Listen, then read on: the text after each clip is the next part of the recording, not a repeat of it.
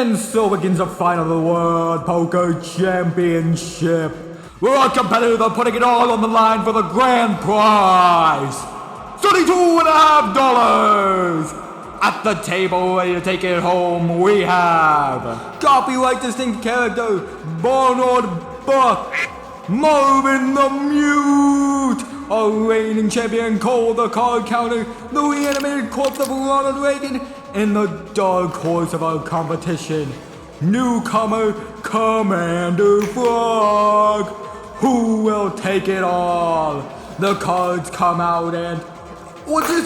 Barnard is already all in! It's this kind of aggressive play that has gotten him here today. Oh, can't handle the heat. Will the frog leap out or stay until he's boiled? If the river of flop is diamond, my victory is all but assured. The odds of getting any given poker suit is 1 in 4, with the same odds as finding a male zoo will. What's poppin', gamers? A coin landing on heads, 1 in 2. Selling my in a card door, 1 in 7.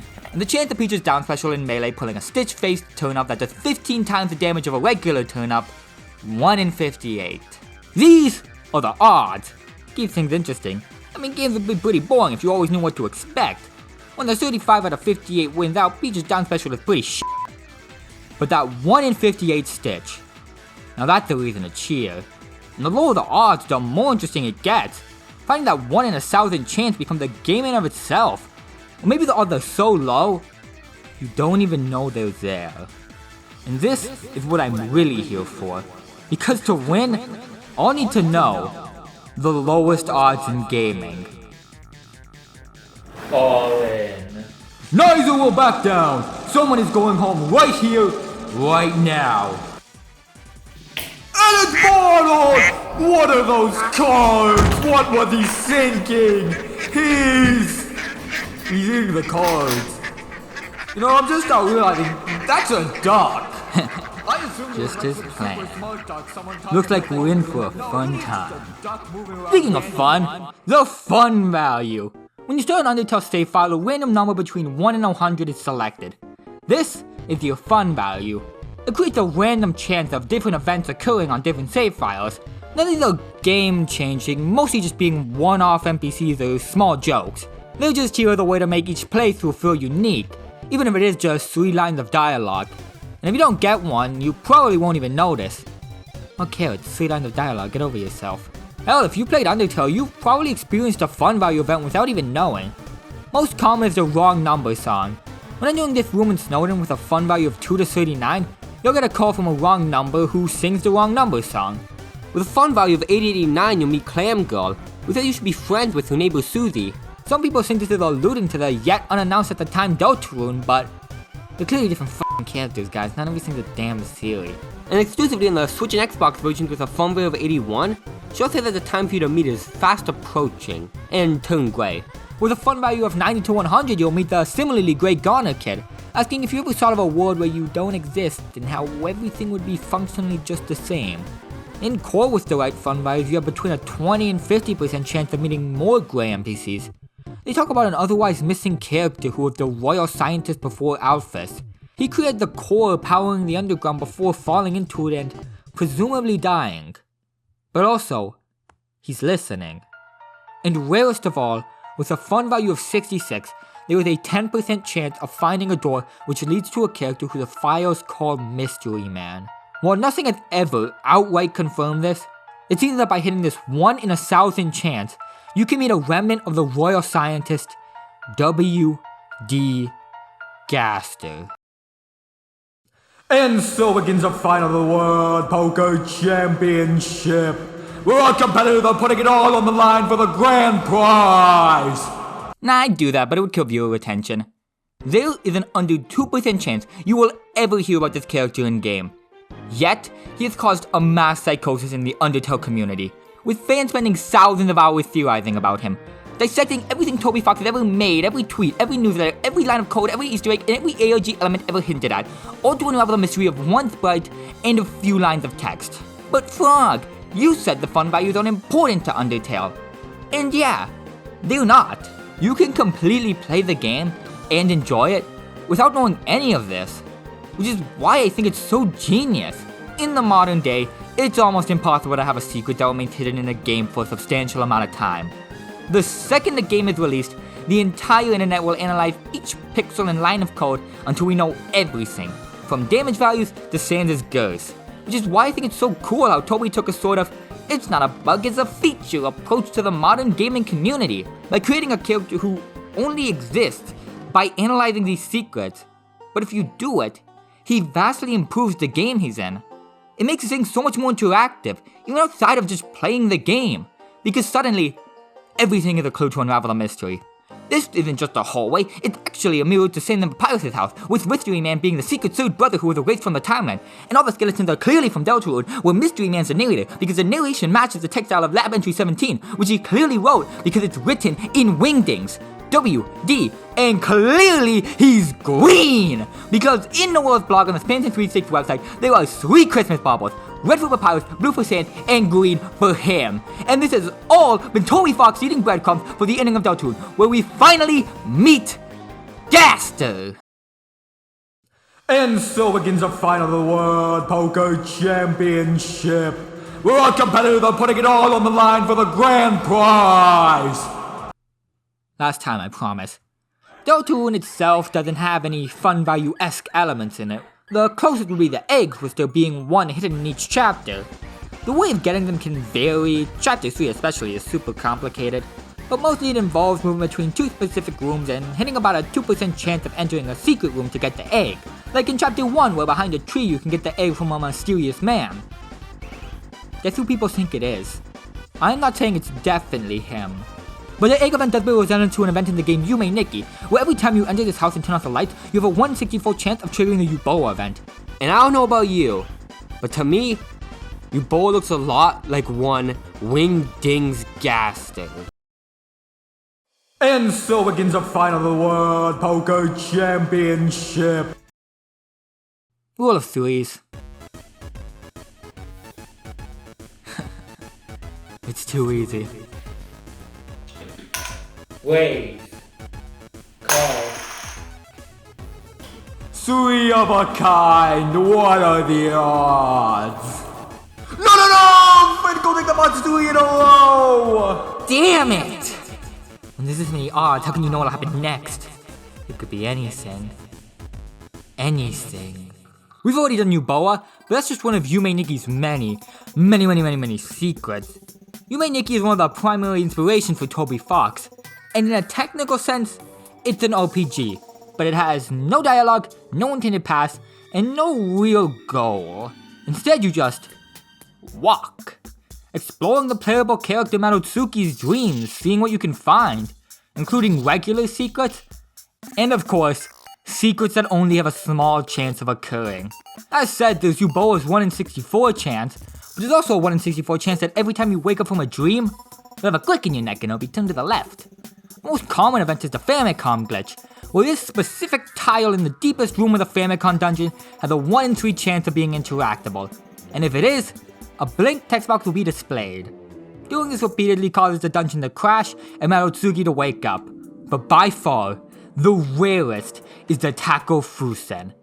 Every 0.5 seconds when standing in the White Desert, a 1 in 3,600 chance is rolled, and if you hit it, the Taco Fusen will float past. Okay, I never said any of these events were interesting, just that there's a lot of them. But that's what makes it interesting! All these individually mean nothing. It's putting them together that makes Yume Nikki what it is. A game all about exploring surreal worlds in hope of finding something worth looking for. Maybe you try to find everything, or you're just along for the ride. But either way, just like with the fun value, these events make the game feel special every time you play it. Wave.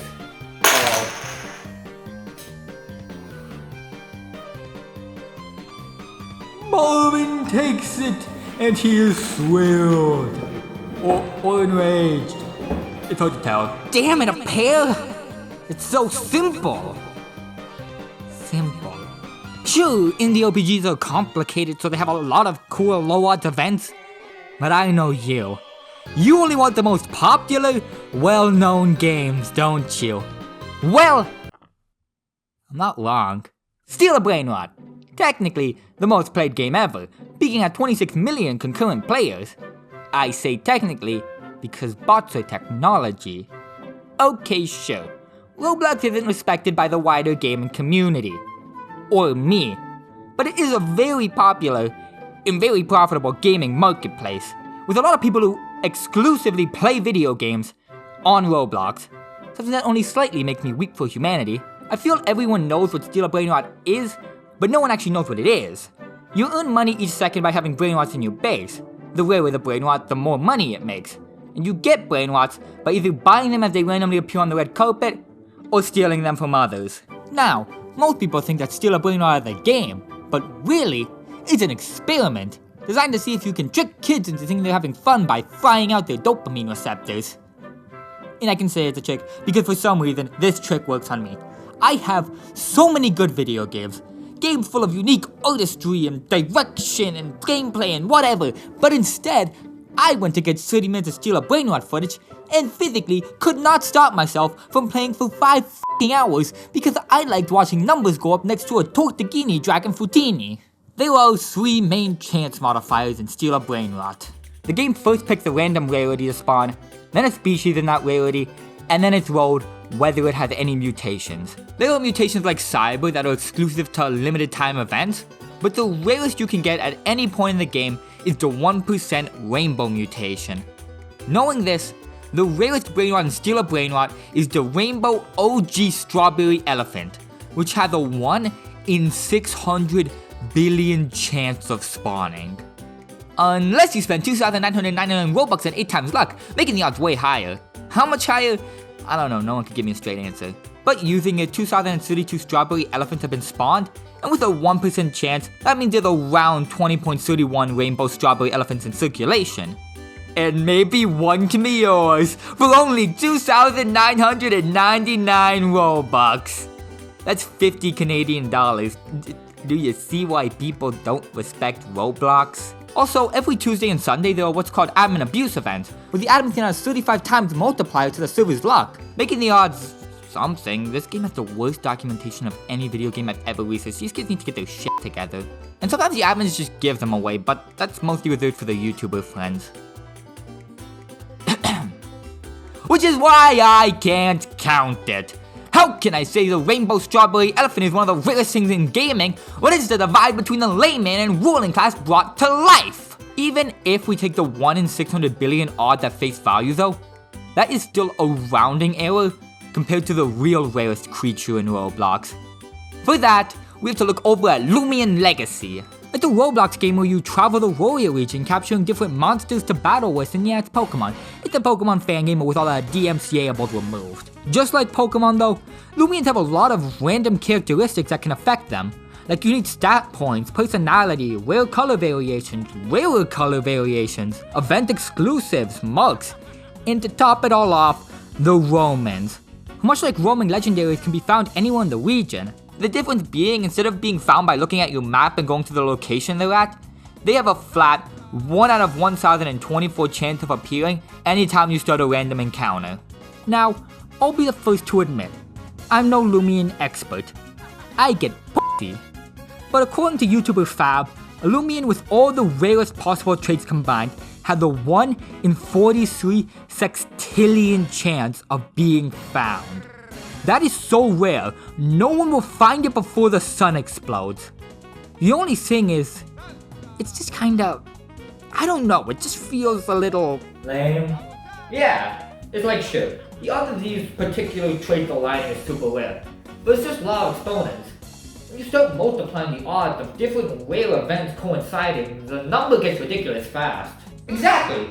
That's what the odds of each Minecraft world spawning with every block in that exact position is this number. Like sure it's rare, but most of the time these random variables are added so that you get something random. Not so that you go in and find this specific one. So finding the odds of all these low odds events coinciding is just odds for the sake of odds. Yes! Finally, someone gets me. Wait, you think my inner monologue? Oh! You've been saying it out loud this whole fucking time! God, you're so annoying! Did you shut the fuck up about Roblox?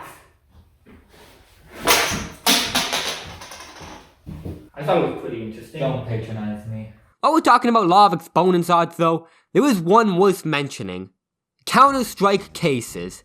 You pay a fee, you get to open a loot box with it containing a random item skin. And if you want, you can then take this skin and sell on the Counter-Strike marketplace for real money. Or buy other people's skins, also for real money. It's this system that led to a weird little quasi-stock market in the game, where $6 billion worth of real-world money was changing hands based on who owned which virtual in-game item.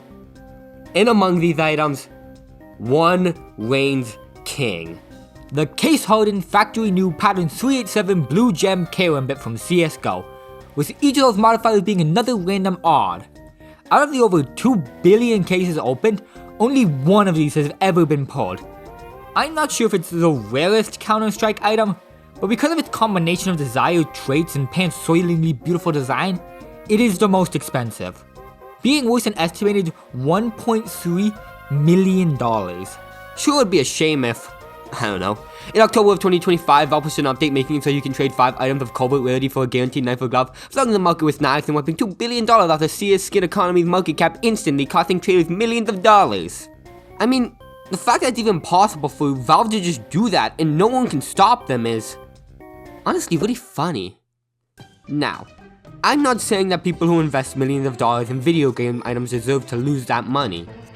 Right now I am, but also, it's kinda hard to denounce this change when it objectively improves the game, making it so people who actually play Counter-Strike can have nice skins, even if it comes at the expense of people who open CSGO role more than the actual game. It's not exactly clear how this change affected the price of the blue gem Karambit yet because, like I said, it's a one-of-one item, we can't know its value until the owner tries to sell it. But considering I've seen multiple people trade up to knives that are 95% similar, it's definitely not good.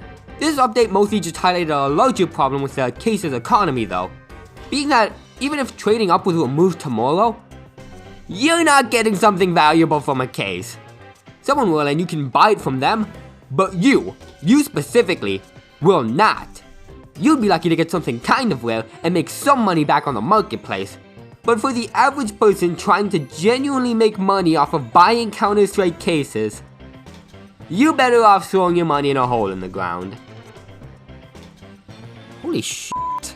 This whole cases and trade-ups thing does work well as a fun little side mode though, for flexing and aura purposes.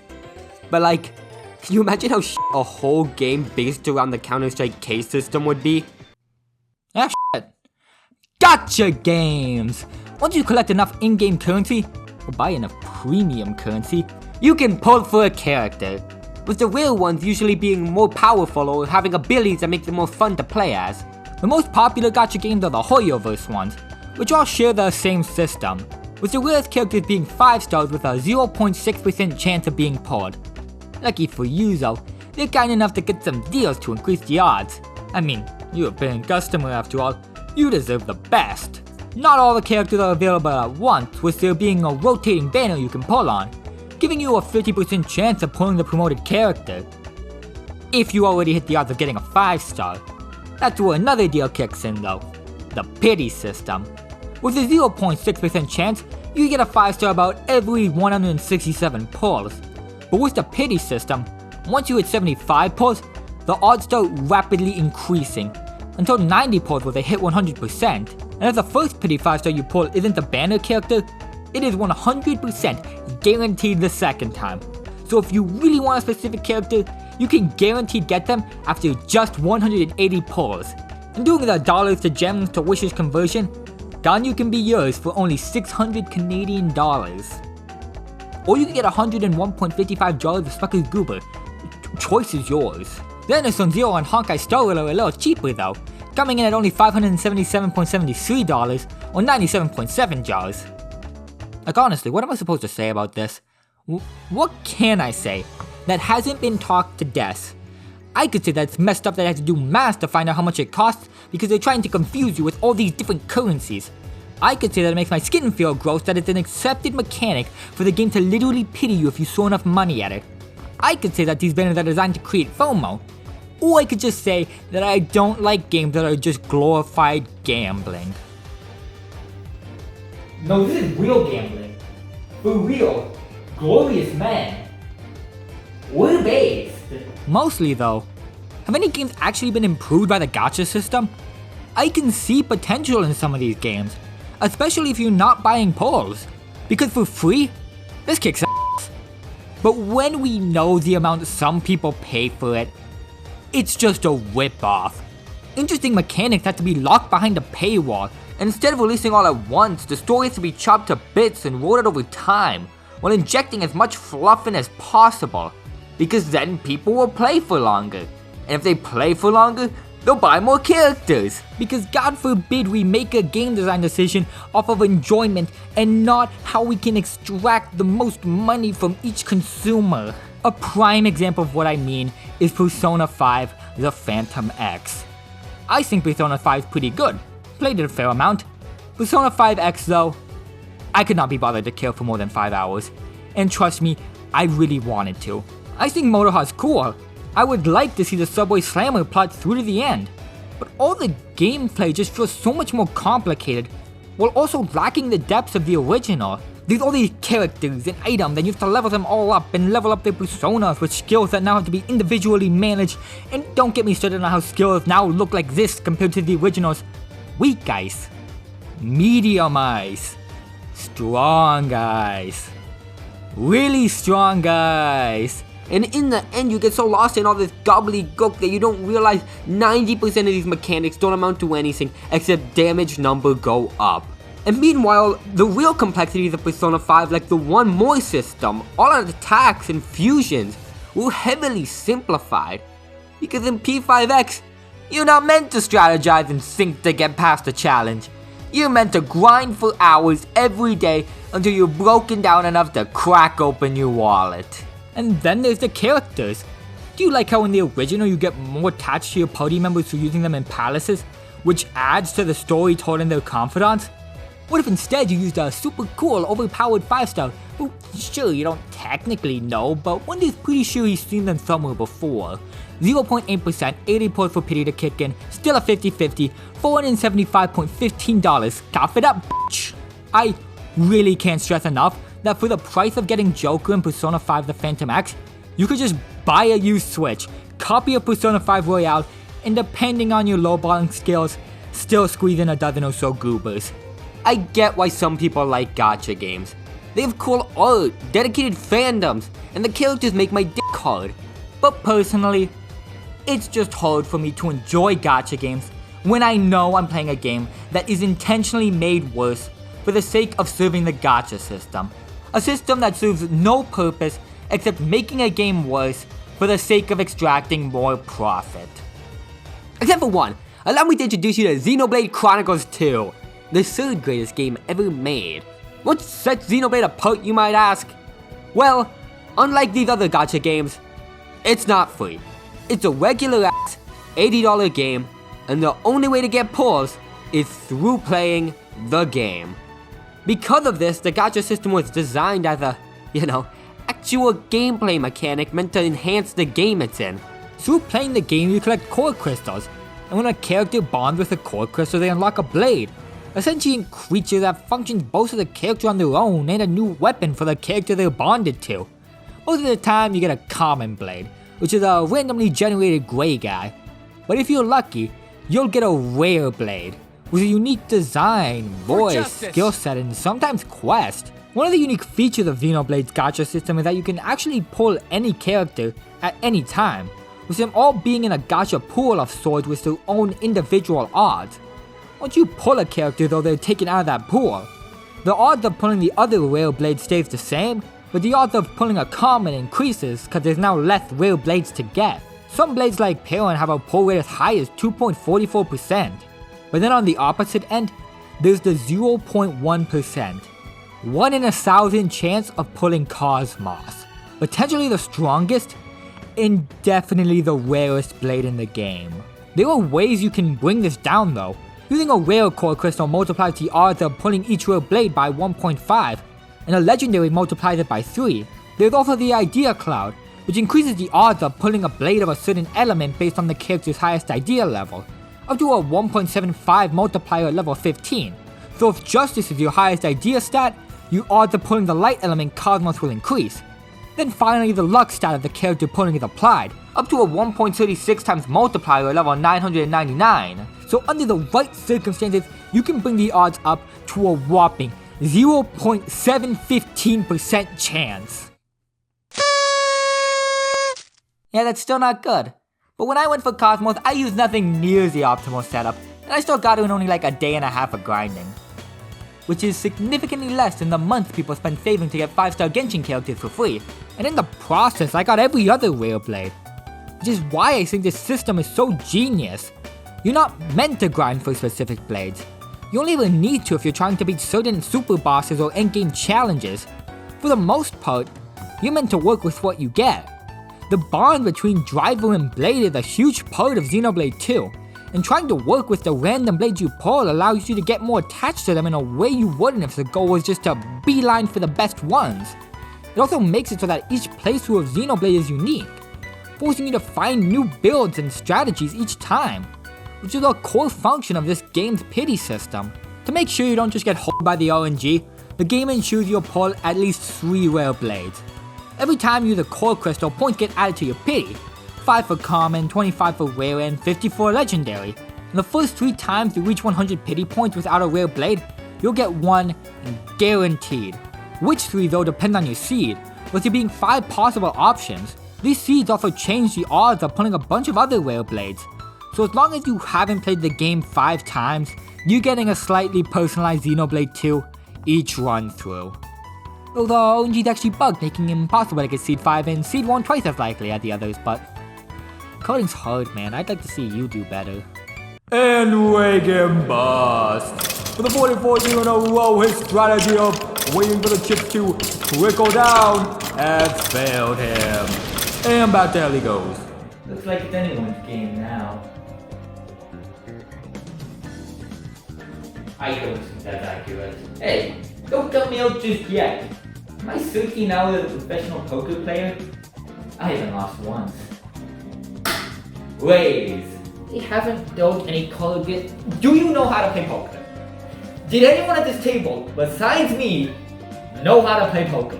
I may not. I know the gamble when I see one. You see, you either win or you lose. That's 50-50. No. This is a game of skill. And the better player is gonna win. I can assure you, this is something else entirely. This is a game of gambling.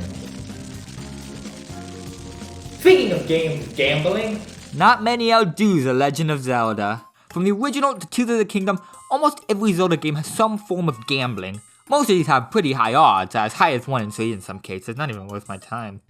With one exception. One game with odds so low, you'd be a fool to bet on them. The Majora's Mask Dog Races. 14 dogs compete, and if you bet on the right one, you get a herb piece. 1 out of 14 might not seem too low, but actually even higher than that, because each color of dog has a speed value attached to it. As well, when entering the doggy race room, each dog has either a good, neutral, or bad condition applied to them, which you can see with the Mask of Truth, with a good condition applying a 1.2 times multiply to their speed. If you get a good condition gold dog, victory is almost assured. What if you want to do the opposite? What if you want to win with the blue dog? This dog is so its own shit at racing that it is almost impossible to win when betting on the blue dog. So how do we do it? YouTuber Vidya James discovered a lot of what it takes to make the blue dog win, and broke it down all perfectly in his video Why Majora's Mask's blue dog took 25 years to win the race. That goes into in far more detail than I can if you're interested. But to put it simply, coding is hard, and the Majora's Mask team couldn't do much better. They used a jank ass system to determine which dog wins, with the game splitting the track into 3 sectors and awarding first to the first dog in all 3 at once. This roughly aligns to over the finish line, so most of the time it doesn't matter. But if you look closely, there is a very thin line where the 3 sectors overlap, stretching all the way to the other end of the track. Now, if you're one of the unenlightened masses, you may think, but that doesn't make any sense. Won't that just trigger a win for the first dog to make it halfway around the course? But you gotta remember, this is just an animation, an illustration, and proclamation to fool the nation into declarations. In code, the dogs are actually a coordinate point that sorta teleports along the track. Then the model is laid over this point, and an animation is applied that makes it look like the dog is running. The game only checks if the coordinate point is at the finish line though. And because this line is so thin, and this point teleports so much each frame, the odds that the two overlap is so astronomically low. There are only a handful of known cases of it happening during normal gameplay, let alone the 1 in 14 chance the dog triggering is blue dog. But no matter how low, if we do it enough times, we're bound to win. Which is what Focus thought when he set up a script to run multiple dog races at once until blue dog won. And after 8,410 races in 3 days, they did. He discovered something else during this process though. A non-glitched case of blue dog coming fourth. Which is when he thought, can blue dog win naturally? So he reloaded the area until blue dog had a good condition and all the fastest dogs had bad conditions. Set a save state, and from there, it was all chance. Each dog's speed value randomly fluctuates from negative 0.4 to positive 0.4 each frame. So in theory, if blue dog got perfect rolls and everyone else got the worst possible, blue dog can win. All that was left was for it to happen. So Focus started his program and began running 4,000 races a day in the hopes that one would be the lucky winner. As the days went on, blue dog's place got lower and lower. Fourth, third, second, until after 30,000 attempts, for the first time in Majora's Mask's 25-year history, Focus got recorded proof that blue dog can win, showing once and for all that when your back's against the wall, when the chips are down, always bet on losing dogs.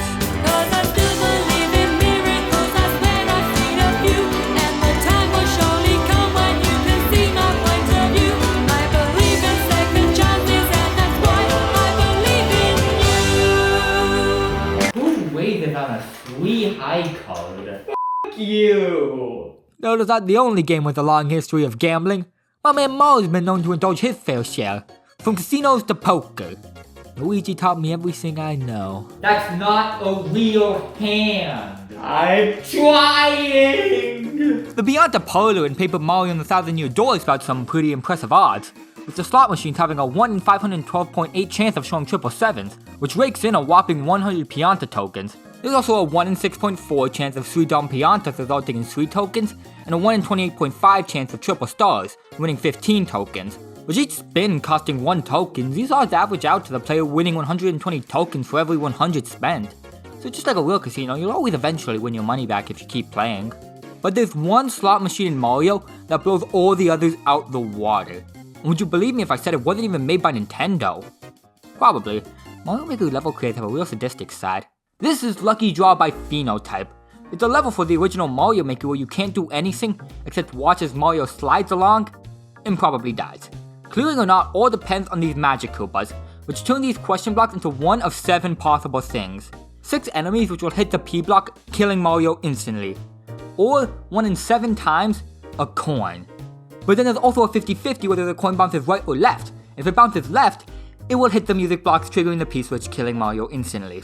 This results in a 1 in 14 chance of Mario surviving each block, and this has to happen 6 times in a row. This level is the epitome of law of exponents, because to get the odds, we have to take the 7 possible block transformations, multiply it by the 2 possible coin paths, and then multiply that by itself 6 times, resulting in a 1 in 7,529,536 chance of clearing the level. This is downright diabolical level design by Phenotype, and they were dedicated to it too. You can't publish a Mario Maker level unless you beat it, so Phenotype had to leave their Wii U on for 2 weeks straight running attempts, just so they could unleash this on the world. And like I said, this is par for the course for Mario Maker creators. I'm not surprised at all someone did this. The only surprise is other people have beaten it. In 2019, the level called the Eye of Team 0% agreed with the goal of beating every Mario Maker level, one that he just barely succeeded in before the Wii U servers got shut down.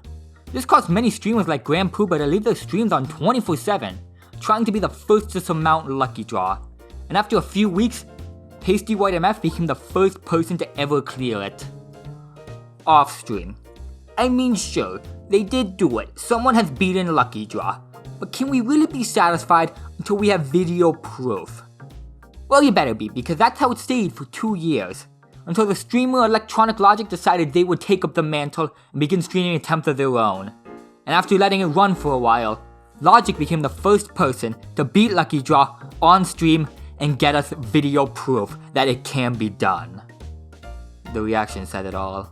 There have of course been a few hacked completes of the level, nothing sacred to these sick fucks. But not including them, we still have 3 confirmed legit cases of people beating it, despite the fact that it's only been attempted 2,665,000 times, not even half of what it theoretically should take. I guess it just goes to show that the odds don't always tell the full story. Just because something should only happen this often doesn't mean it won't happen way more, or way less.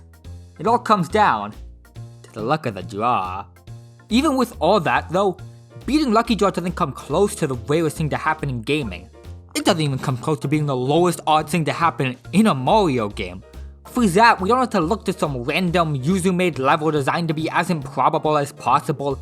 Instead, it's been right in front of us the whole time, in Mario 64's tick-tock clock. On September 21st, 2013, speedrunners Dota Teabag and Midboss were having a 70-star speedrun race, when Dota Teabag experienced a never-before-seen glitch, teleporting Mario straight up. This kind of glitch is known as an up warp. They're used a few times during Mario 64 speedruns, but never here. In fact, no one even knew it could happen here. Not even Dota Teabag, who was just as shocked as everyone else. Despite this, no one really looked into it until 2 years later, when speedrunner Kaiman came across the clip and passed it along to his friend Pan and Korg 2012, a Super Mario 64 tasser. Pan and Korg responded by putting out a public $1,000 bounty on anyone able to recreate the glitch in an emulator and send him the file. And it's from this that an idea came about. What if it was a bit flip? In Mario 64's code, Mario's height is represented by a hexadecimal string. In the moment right before the glitch, the first byte equals 197. But if we write it out in binary and change this singular 1 to a 0, C5 becomes C4 and 197 becomes 196. Pan and Korg tested this, creating a task that perfectly replicated Dota's movements up to that point, including a possible bit flip. And it's a match. What caused this random bit flip though, because it certainly wasn't anything in Mario 64's code? Well, turns out a f***ing cosmic ray from the sun traveled 150 million kilometers to perfectly hit Dota's N64, and the radiation changed a singular 1 to a 0, creating the glitch. There is literally an astronomically low chance of this happening. So low, I don't even have a number, it just doesn't happen. Measurable events of bit flips caused by solar flares are already super rare, let alone ones that are as visible as this, making it not only the rarest event to ever happen in a Mario game, but most likely, the lowest odds event in gaming. Except it's a complete fucking lie. Huh? Bit flip can be caused by any number of things, like an electromagnetic interference or a sudden power spike. Say from, I don't know, the power tools we can hear being run in the background of Dota's stream. What the? And that's if we assume it was a bit flip. A glitch like this could just as easily be caused by a faulty console or game, which we know Dota had because he himself said that he couldn't get Mario 64 running without tilting it out of the console slightly. The only reason people so widely believe it was a solar flare is because some guy from the game wrote a YouTube comment saying that it could have been caused by a solar flare, decided that with absolute 100% proof that it was the case, wrote a clickbait article about it, and then everyone took it as fact. Also, it's always said non-specific stuff like that doesn't count. And that we specifically said law of exponents doesn't count. But please, did you really not know all this? Well, of course I knew all this. I'm just talking about it because it's interesting anyways. Wait, why did you know this? I'll make it my business to know my business. And I'm in the business of knowing. Okay, clearly I knew all this. I just think they're interesting to talk about anyway, even if they don't fit whatever arbitrary rules that we've created. Well, I think you're just trying to buy time. Hope you had fun, cause I'm ending this game. I'm not scared of you.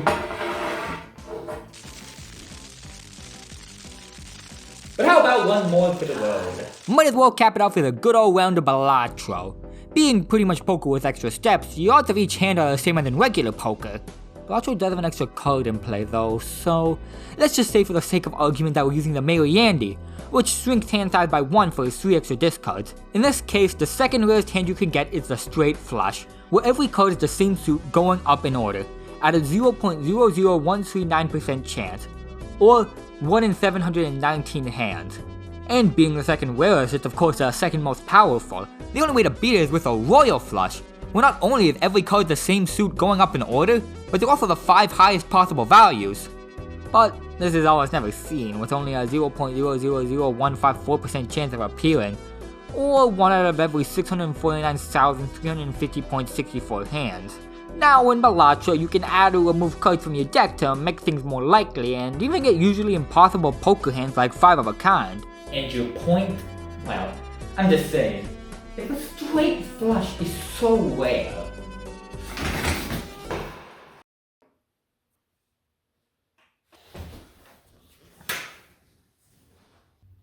how'd you get one? You don't mind give Section B Rule 13 of the Poker Handbook? Section B Rule 13, and I quote, murdering your opponent is considered poor etiquette and generally frowned upon. Relax. I'm not gonna kill anybody. And besides, I don't need to. Oh my god, this might be the single rarest poker I've ever played! History has been made today at this table! Care to continue? Bet you weren't expecting that. So let's balance it out with something you probably were expecting. We talked about legally not Pokemon, now it's time for legally is Pokemon TM. And the odds of finding a shiny. This is probably the most famous low odds event in video games. It's pretty simple. When encountering a Pokemon, there is a small chance it'll have an alternate color palette.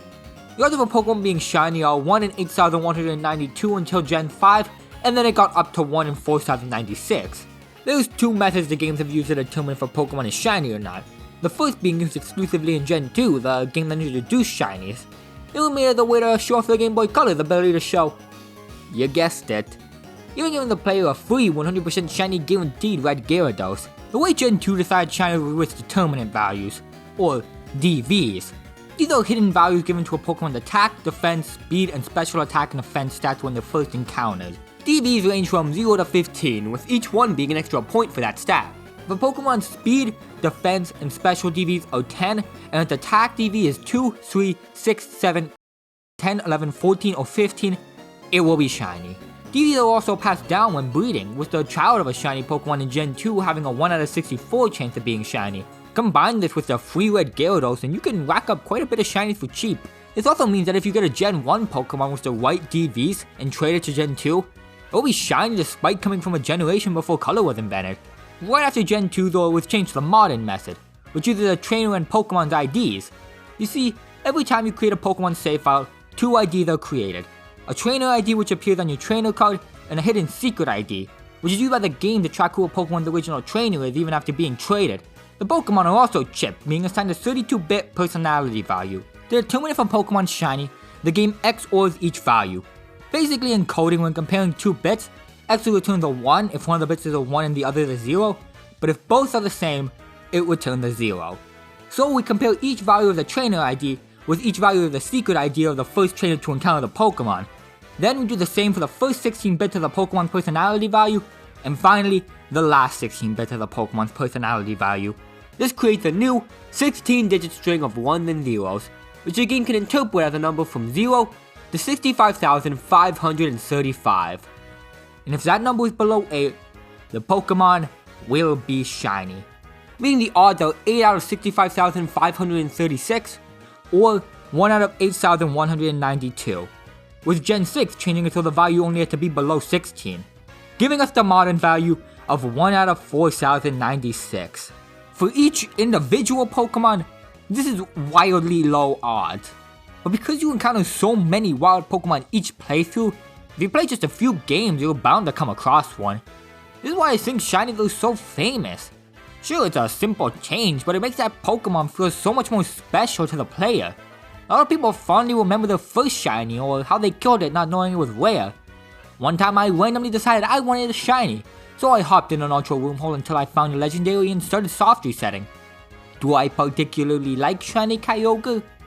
I don't know, this thing's gaudy as hell. But this specific shiny Kyogre, that's my f***ing guy.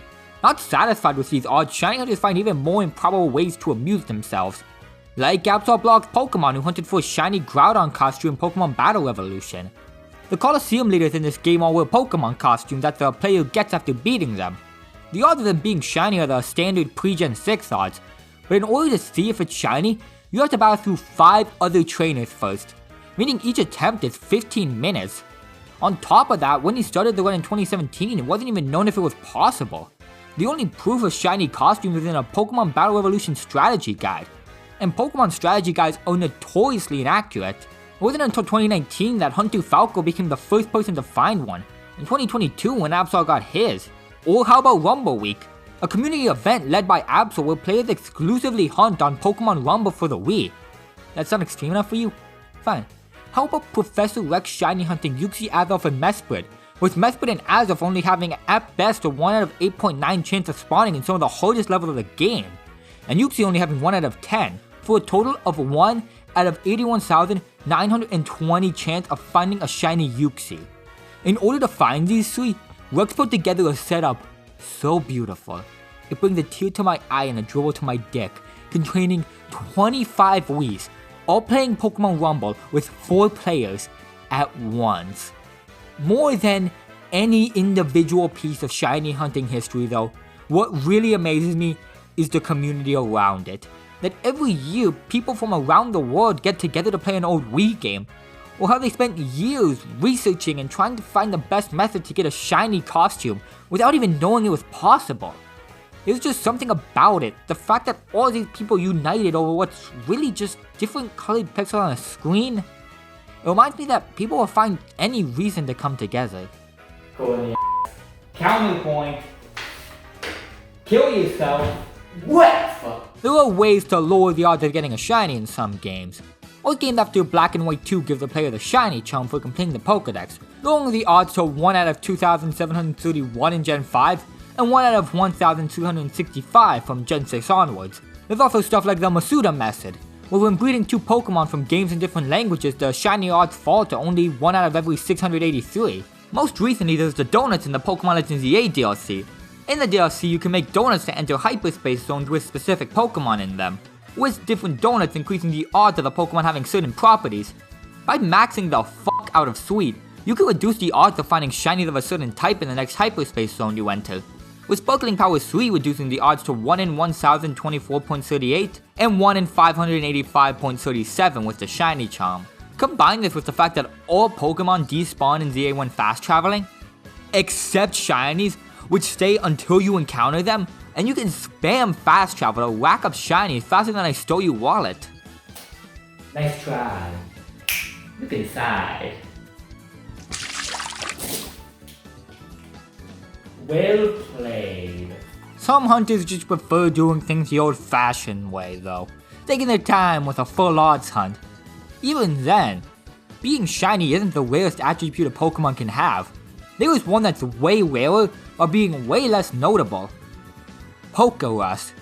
Pokerus is a virus that randomly affects party Pokemon, with there being a 1 out of 21,845 chance of a Pokemon being infected with Pokerus after each battle. Despite being a virus, it only makes Pokemon stronger. You know these numbers things the Pokemon gets after leveling up that you never paid attention to?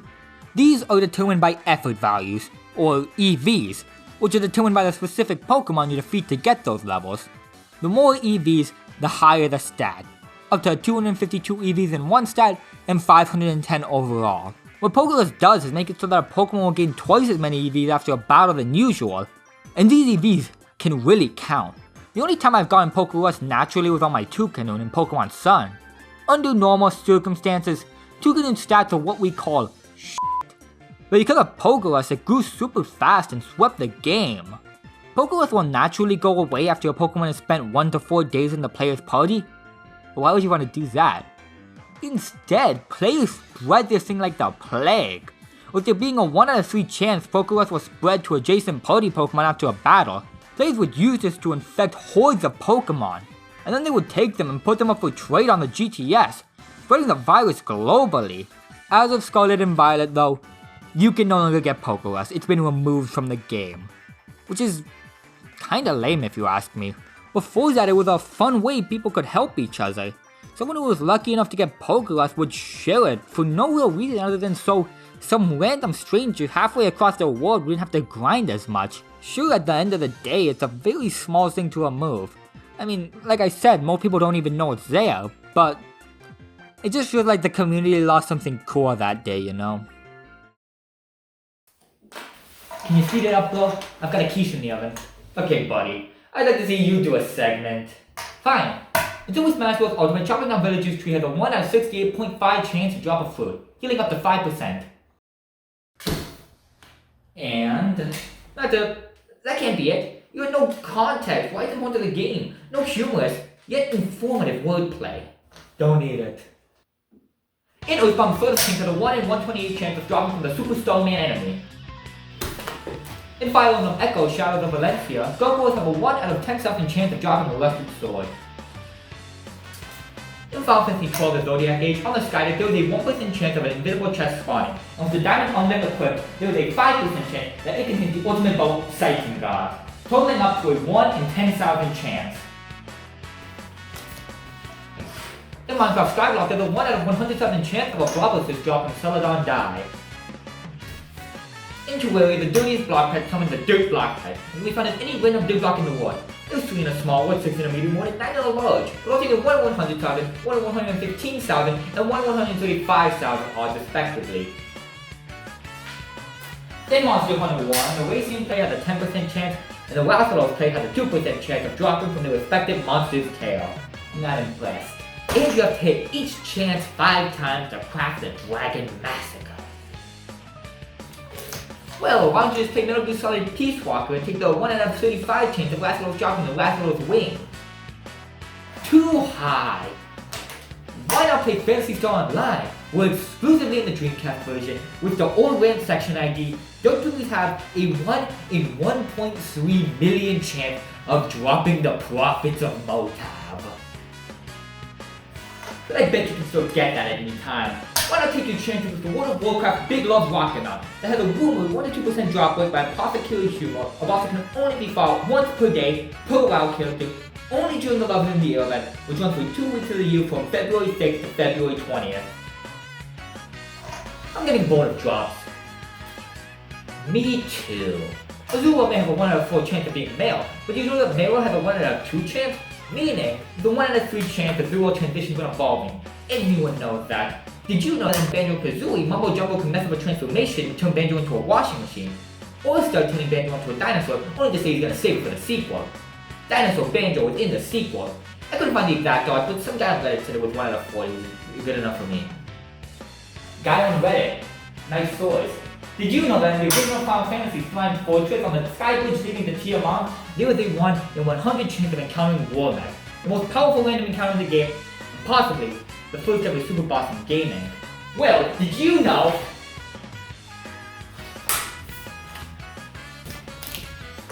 In Paper Mario The Thousand Year Door, there's a 5% chance Luigi will appear in the audience, and so 1 of 11 items.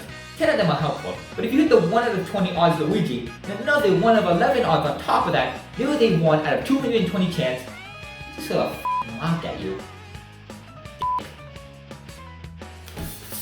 Well, during Kenna's introduction in Deltarune Chapter 3, the audience throws roses at him, and every 10 seconds there's a 1 out of 100 chance someone instead throws an annoying dog. In Mario 64, every time you jump out of the water, there's a 1 in 256 chance that a fish will spawn in splash effect. In Minecraft, every time a baby zombie spawns, the game checks if a chicken is within a 10 by 6 by 10 area. If so, there's a 1 out of 10.26, and if not, a 1 out of 21.05 chance that it spawns in a chicken jockey. Even rarer, every time a sheep spawns, there's a 1 out of 609.76 chance that has naturally pink wool. Even rarer, there's a 1 out of 10,000 chance that instead of saying Minecraft, the title screen says Minecraft. How about we make things a little less rare? Up until Scarlet and Violet, having a Pokemon with the ability No-Good, Arena Trap, or Illuminate in the first part of your party will make you see 100% more wild encounters. Well, let's get specific. There are abilities in Sword and Shield that have a 51% chance of forcing an encounter of a certain type. Static and Lightning Rod for electric, Magnet for steel, Storm Jade for water, Flash Fire for fire, and Hose for grass. You can also use Q-Charm to force a 66.7% chance of a Pokemon being the opposite gender. Or we can use Stench, Quick Feet, White Smoke, and Infiltrate to lower the odds of random encounters by 87.5%. Or you can Intimidate and Keen Eye to prevent 50% of wild encounters with Pokemon 5 levels or lower than your own. Or up until our lower, we can use Sandbell and Snowcroak to lower encounters by 50% and Sand and Hail respectively. But, running so easy, why not use Possible Pressure or Metal Spirit Gem with 50% chance that the Pokemon will be max level for the area? How about we just look at the goods? Compound Eyes and Super Lucky increase the odds of a Pokemon hunting its common item from 50 to 60%, and its rare item from 5 to 20%. Well, I wouldn't know. I just want fish!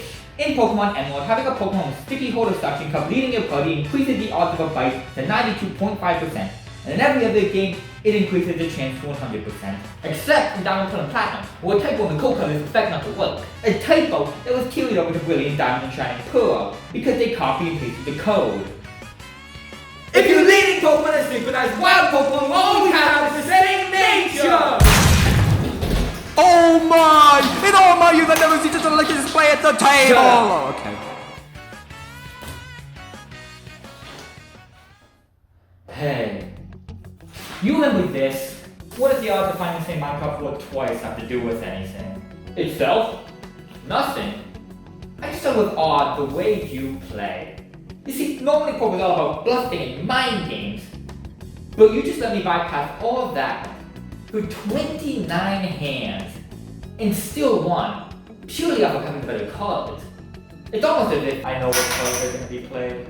No. You can control them. You see, during the duet, I simply graph how often you won in comparison to the cards you played. And notice a pattern. Your biggest win streak start with, honestly, pretty normal cards. But then, the more you win, the more the quality of your hand starts increasing, far beyond what any normal poker player should be getting. That's when I realized, every hand, you're not just betting chips, you're betting the odds.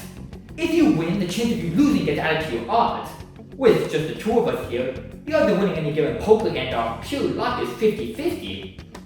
But if you do, that 50% is yours, and you can use it to add another 50% on top of the 50%, making it a 75% chance.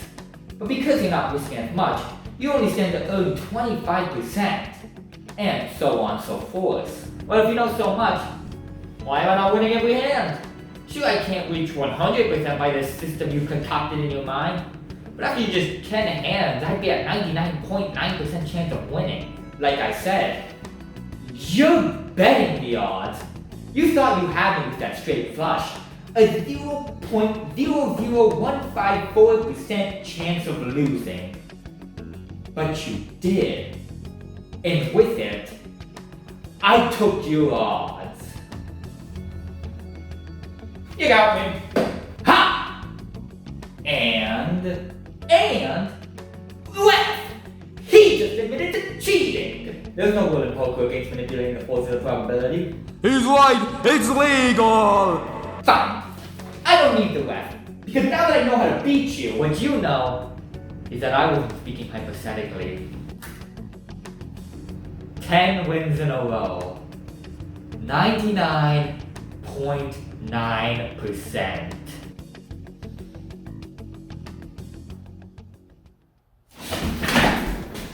I'm getting real sick of this. Well, you achieved, bitch. Face it. You placed all your chips on the left disqualifying me, and you lost. Now you can either play your code so I can win, or you can kill me, and I'll win by default. Don't act cool, you'd be dead. Womp womp. Nothing in this world is more important than gambling. If you're not ready to lay it all on the line for the game, you're not ready to play. Now sit down.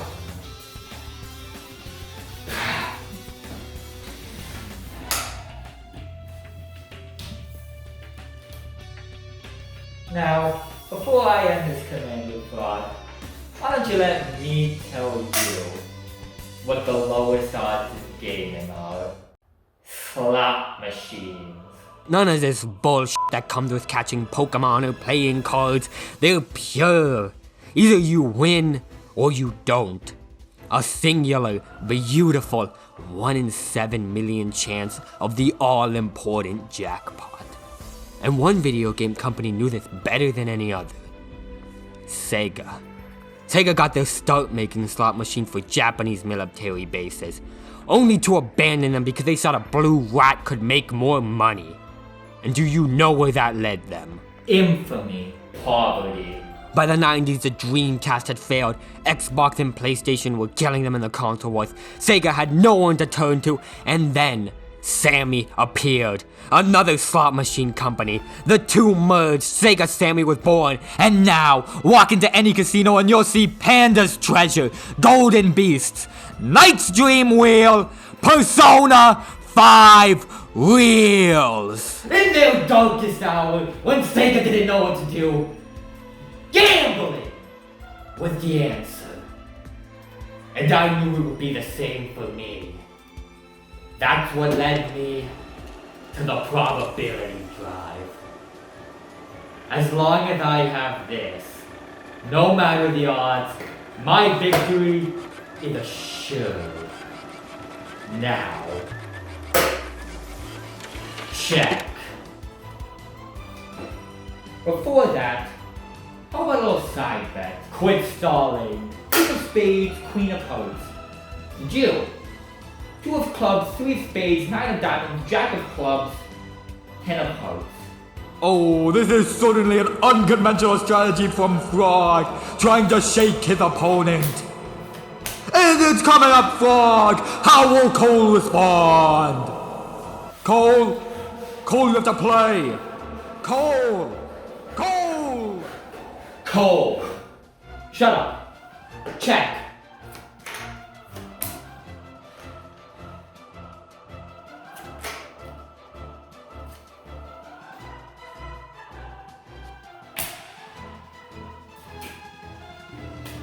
And Cole takes it with a straight! How? King of clubs, queen of diamonds. And Jill. 2 of spades, 3 of clubs, 9 of spades, jack of diamonds, 10 of spades.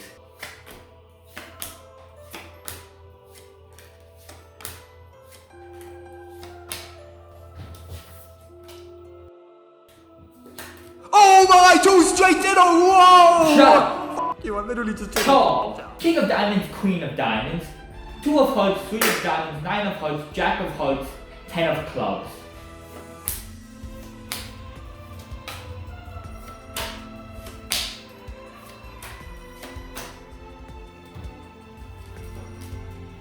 How? Why? Doesn't feel so good when it's someone else who knows what's coming, does it, Cole? The odds of me guessing all those cards is so astronomically low. The drive should be completely drained by now. And yet, you're gonna keep winning. And do you know why? You thought that I was threatening to cut you. But really, each draw, I've been cutting the odds. And now, the odds of things not going your way, 0.78%. Actually, 0.39%. 1 over 256.4.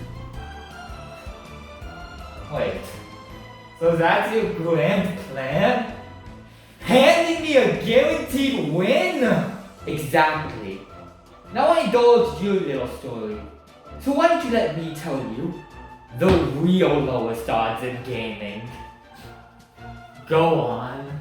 On April 21st, 2016, the bag full of gems was added to old school RuneScape. A seemingly innocuous item, once purchased, it can be opened for 40 random gems. Or to put it in terms you understand, rock slots. Each gem in the bag is an individual probability roll.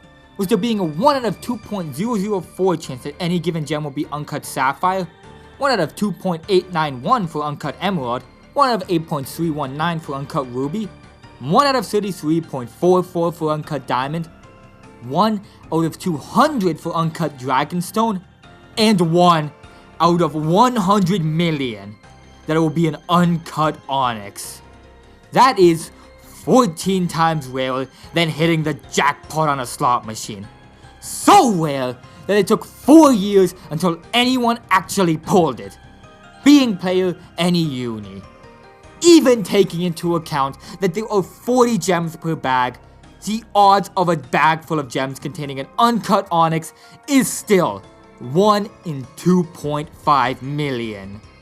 Almost double the second rarest drop in gaming, the Prophets of Motav. But those who do get it become one of the elite few who own the rarest item in gaming. Plus all the people who got uncut onyx from a chest, enemy drop, or bone of the infinite amount you're allowed to purchase normally from Sahu League's own gem store. Well, congratulations, I guess. You found something in gaming with lower odds than a slot machine.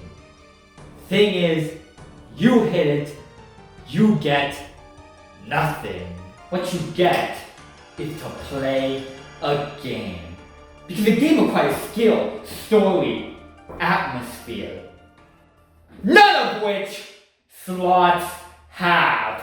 Which is why RuneScape's a game and slots are just degenerate gambling. Take that back. Why? Your own drive knows it. If it's so powerful, why are you messing around with poker instead of playing the pure slots you love so much?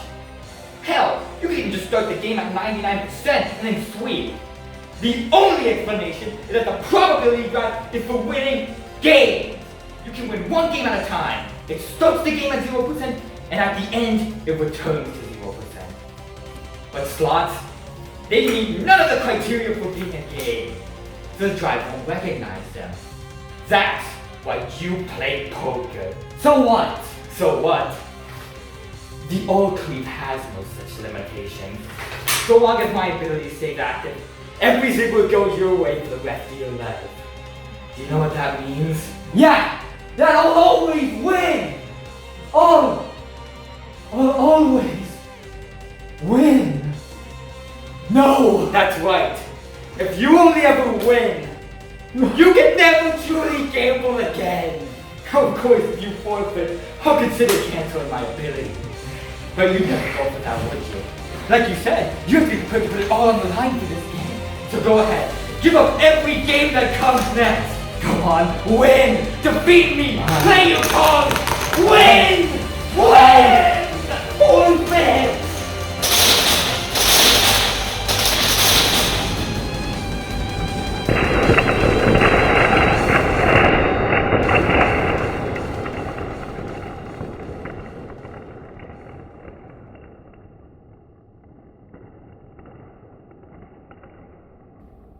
And the winner is Commander Mark! He alone will be taking home the grand prize! Well, I think that certainly was a fun time. Wait.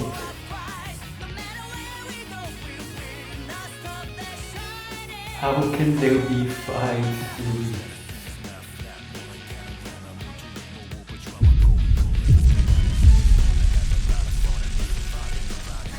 Wait, see? I never cut the odds. Huh? It was all simple sleight of hand. Each time I drew my sword, I also drew your attention away from my other hand. This allowed me to replace the cards in play with the ones hidden up my ass. I thought you would have noticed sooner. I mean, this certainly wasn't my first screw up. But then I remembered something. In Texas Hold'em, the deck is shuffled after each hand, making it impossible to card count. Meaning you, the great cold the card counter, was so overconfident in your own ability. You never learned how to play poker. From the very beginning, I have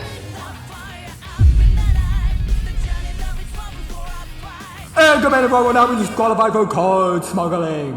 And was called a not so card counted forfeiting, the prize will automatically go to third place. The enemy called the Ronald Reagan!